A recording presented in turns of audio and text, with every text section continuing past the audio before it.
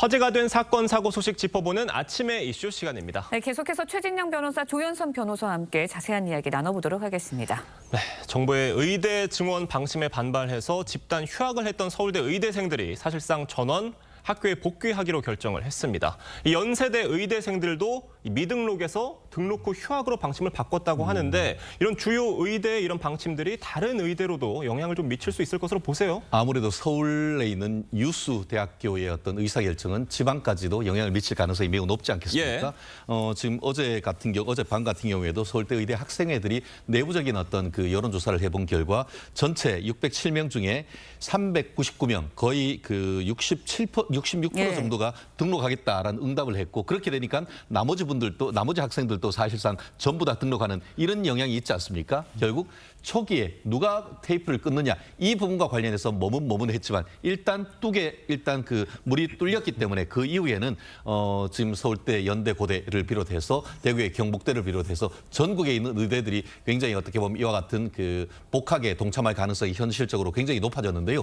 그동안 1년이 넘는 기간 동안 의료 대란 속에서 나름대로 좀 한 줄기의 어떤 빛을 보는 것이 아닌가 그런 평가를 할 수 있을 것 같습니다. 네, 다른 국면을 맞았다라는 말씀 해주셨는데 지금 뭐 다른 이야기들도 나오고 있거든요. 고려대 안에서는요, 전임 학생 대표들이 복귀하겠다는 의대생들의 의사도 존중돼야 한다. 이런 입장문을 밝히기도 했는데 좀 있다가 비판을 받자 사과를 하기도 했거든요. 그러니까 의대 안에서도 의대생들이 이제 강경한 의대생들이 좀 등록을 하는 의대생들을 강압적으로 좀 하는 그런 장면들도 나오고 있어요. 어떻게 보세요?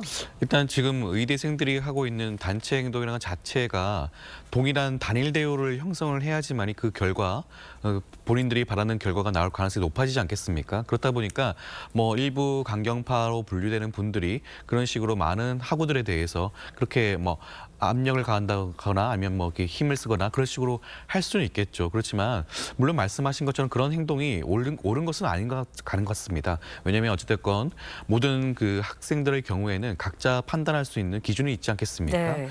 등록을 할지 아니면 등록을 하지 않고 휴학을 할지 이런 부분에 대해서는 각자 선택하고 결정할 수 있음에도 불구하고 이런 분위기가 형성되는 것 자체가 학생들의 그런 결정권을 박탈하는 게 아닌가 생각이 들고요. 근데 이런 분위기가 지금 당장 급적으로 변할 가능성은 좀 낮아 보인다는 점에서는 좀 안타까운 부분이 아닌가 생각이 듭니다. 네, 지금 의대생들이 복귀를 한다고 해도 등록 후에 다시 휴학을 한다거나 이 수업 거부에 나설 거란 전망도 나오는데 이건 뭐 어떤 편법이 아닌가 이런 생각도 들어요. 어떻게 보세요? 결국 큰 흐름이 있는 것 같습니다. 그동안 어떻게 보면은 목소리 내는 소수의 침묵하는 다수가 아무 소리를 못 하고 있다가 이 기간이 길어지고 또 실질적으로 지금 원칙적인 그 태도를 그 행정부에서 견제를 하다 보니까 이 부분에 대해서 돌아가려고 하는 그 어떤 그 흐름이 크게 나타나는 것 같습니다. 그럼에도 불구하고 소수파 같은 경우에는 동맹 휴업은 허용되지 않지만 등록한 이후에 어떻게 보면은 수업 거부 투쟁이라든가 아니면은 특히 남학생 같은 경우에는 군대를 위해서 휴학한다든가 이런 부분이 왜 그 나름대로의 어떤 방안이다라고 얘기를 하고 있습니다만 요즘은 의대생들 중에 여학생들도 상당히 있습니다. 여학생들 같은 경우에는 그런 어떤 할 수 있는 우회로가 있지를 않고 더불어서 큰 흐름에서 지금 서울대 학생들 같은 경우에도 거의 100% 다 등록하는 이런 상황이라고 한다고 하면은 일부 비판적으로 보면서 이 여전히 강경 목소리를 내는 분들이 있습니다만 큰 흐름이 일단 된다고 하면은 그런 부분은 소수파로 전락할 그런 흐름이 있기 때문에 지금으로서는 일단 등록하는 그런 부분이 가장 중요한 키포인트가 아닌가 생각합니다. 물론 지금 의대생들 사이에서는 등록 후 휴학에 대해서 회의적인 분위기가 뭐 적지 않다고 하고요. 또 학교 수업을 듣고 싶어하는 학생들도 많다고 하는데 이런 의대생들의 어떤 단일 대우가 계속 이어질 수 있을 것으로 보세요. 그럴 가능성은 이젠 어렵다라고 봅니다. 실질적으로 1년이 넘었고 그리고 지금 그 보건당국 같은 경우에도 올해 복귀를 하면 내년 같은 경우에는 그 의대 정원을 원래 복귀한다라고 했습니다. 그런데 그것을 하지 않을 경우에는 예전처럼 다시 그 의대 증원한다 이런 얘기가 있기 때문에 이런 부분과 이제 타협하는 것은 있을 수 없다라고 봅니다. 그렇기 때문에 이제는 법과 원칙에 예외가 있을 수는 없습니다. 그렇기 때문에 원칙을 견제할 경우에는 지금 거부하고 있는 학생들도 상당 부분 복귀하지 않을 수 없는 그런 부분이 되고요.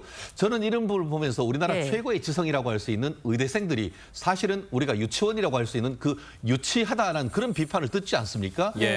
결국 만약에 이제 복학을 하거나 한다고 하면은 그거에 대해서 제재하겠다. 근데 제재하겠다고 했던 것이 고작 중간고사, 기말고사의 족보, 옛날에 전에 있던 그 수험 자료를 보여주지 않겠다. 이런 것으로 해서 다수의 학생들을 사실상 볼모로 잡는 것은 저는 상식적으로 납득하기 어려운 것이 아닌가 생각합니다. 네, 알겠습니다. 다음 소식도 좀 짚어보도록 하겠습니다. 2024학년도 수능 당시에 서울 경동고에선 시험 종료를 알리는 벨이 1분여 정도 일찍 울린 사고가 발생했었는데 이와 관련해서 국가가 이제 수험생에게 배상을 해야 된다라는 판결이 나왔습니다. 어떻게 된 건가요? 수험생들 입장에서는 수능이 가지는 중요성이 있지 않겠습니까? 대학 진학을 결정하는 중요한 시험이다 보니까 그 중요성에 대해서 재판부가 인정을 한 것으로 보여지고요. 시간이 물론 1분이라는 짧은 시간에 하겠지만 보통 마지막에 시간이 임박해서 마킹을 한다는 점을 봤을 때는 그 1분이라는 시간도 굉장히 중요한 부분이라고 할 수가 그렇죠. 있겠습니다. 예. 그렇기 때문에 학생들이 겪은 정신적 피해에 대해서 위자료 청구를 인정한 게 아닌가라는 생각이 듭니다. 지금 국가가 수험생에게 1인당 100만 원에서 300만 원을 지급하라 이렇게 판결 내용이 나왔는데 뭐 수험생들은 전혀 납득할 수 없다 이런 입장인 것 같아요. 저희가 실무가 입장에서는 법원이 국가 배상을 인정했다는 사실 자체가 굉장히 중요합니다. 예. 웬만해서는 국가 배상 청구에서 이기기가 어렵습니다. 그런데 이만큼 그 인정했다는 그 사실 자체는 중요한데 네. 다만 요즘 재수 한번 하려고 하면은 적어도 2, 3천만 원씩 그렇죠. 드는 것이 현실의 상황 예. 속에서 200만 원, 300만 원 결국 당사자로서는 항소할 수밖에 없다라고 얘기하는데 그 부분에 대해서 항소심 법원이 좀 귀를 기울여야 될 것 같습니다. 네, 알겠습니다. 오늘 두 분 말씀은 여기까지 듣도록 하겠습니다. 감사합니다. 고맙습니다.